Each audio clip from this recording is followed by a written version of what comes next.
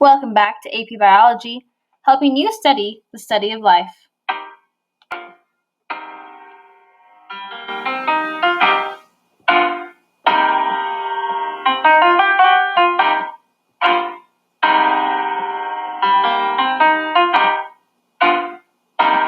Hi, and welcome back to AP Biology, helping you study the study of life.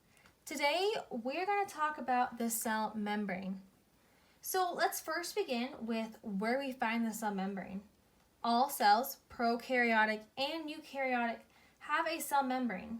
In animal cells, the cell membrane is the last layer of the cell, but in plant cells, they have a cell wall which is right outside the cell membrane. And you can see that here in this picture. So, what makes up the cell membrane?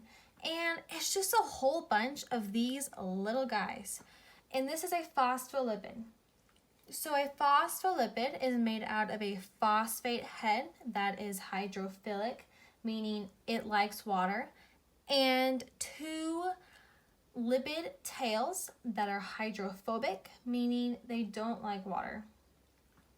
Now, when a whole bunch of these phospholipids gather together to create this membrane, we get what is called a phospholipid bilayer.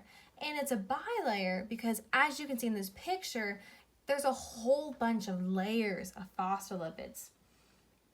And it's important to note here that these phospholipids aren't just frozen in concrete. They are constantly moving around and interacting with each other.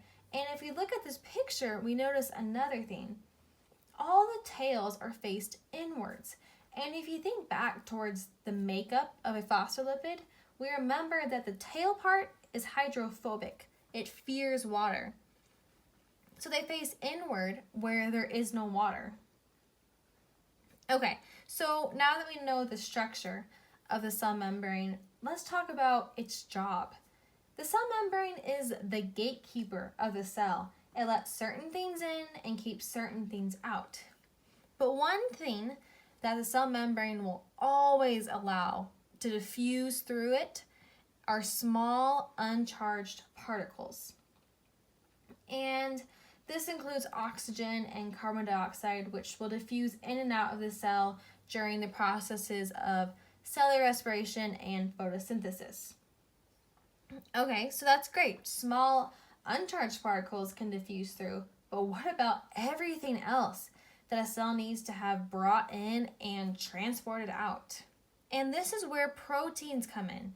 So just a small reminder, as you can see in this picture, proteins are a whole bunch of amino acids held together by peptide bonds.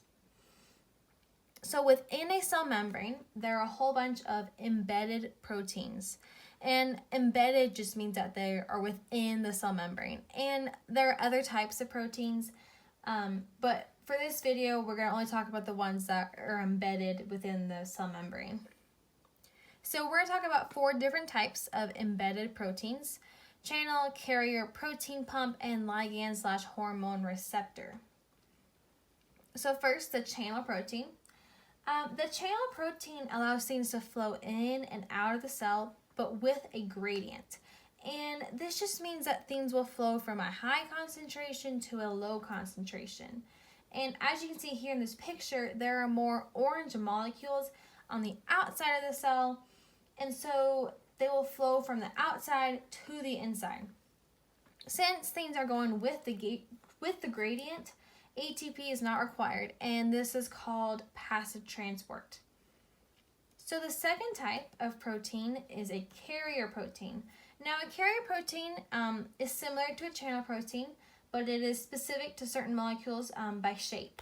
It still moves things with the gradient, which means it's still passive and it doesn't require ATP. Okay, so we talked about how a molecule can move with the gradient, but what if something needs to move against the gradient? What if it needs to move from a low concentration to a high concentration? Well, this is where the pump comes in handy. When something needs to move against the gradient, a protein pump will move it. And since it's going against the gradient, it requires ATP, and this kind of transport is called active transport. One of the most famous examples of a pump is the sodium-potassium pump. Okay, so the fourth and final type of protein we'll talk about is a hormone or ligand receptor. And this protein is just a communicator for the cell.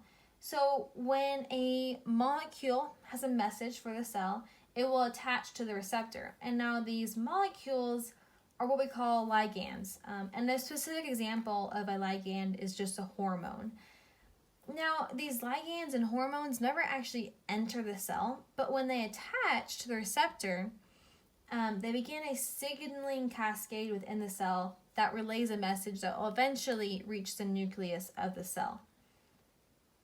Okay, so to review, a cellular membrane is made out of a phospholipid bilayer. It only allows small uncharged particles to diffuse through it by themselves. Within the cell, there are a whole bunch of embedded proteins, and these proteins transport molecules and relay messages, and there are the channel, carrier, pumps, and ligand receptor proteins. Well, that's all we have for today, folks. I hope you found this video helpful, and thank you for tuning in. Go to our channel for more videos that will help you study the study of life.